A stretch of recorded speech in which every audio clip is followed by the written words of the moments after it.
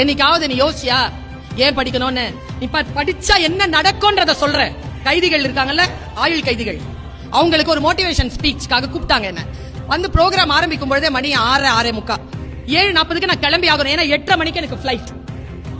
சிறையில இருந்து ஏர்போர்ட்டுக்கு போறதுக்கு 40 மினிட்ஸ் ஆகும். உடனே என்ன தெரியும் பண்ணாரு அந்த எஸ்பி, அங்க இருந்த எஸ்பி, ஜீப் எடுப்பா அப்படின்னாரு. மேக்ஸிமம் 25 மினிட்ஸ் இருக்கு. டிரைவர் உட்காராருங்க டிரைவர் சீட்ல. எஸ்பி சார் போய் முன்னால உட்காராரு. எஸ்பி சார் முன்னால உட்காந்து பின்னால யாரும் உட்கார முடியாதுங்க. ஆஸ் பர் புரோட்டோகால் ரொம்ப விஐபியா இருந்தா தான் உட்கார முடியும். உட்காருங்க மேடம் அப்படின்னாரு. நான் பின்னால உட்கார்றேன் சார்.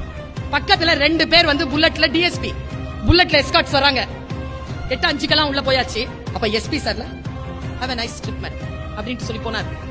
அப்ப டிஎஸ்பி அவருடைய கேடர் என்னன்னு தெரியல, முத்துப்பாண்டின்னு ஒரு போலீஸ் ஆபீசர். அவர் மேம் ஒரே நிமிஷம் மேம் அப்படின்னாரு. சார் இந்த காட்சி இல்ல மேடம், இதை நான் என் மகளுக்கு சொல்ல போறேன் மேடம். என்னது சார்? நீங்க யாரு மேடம்?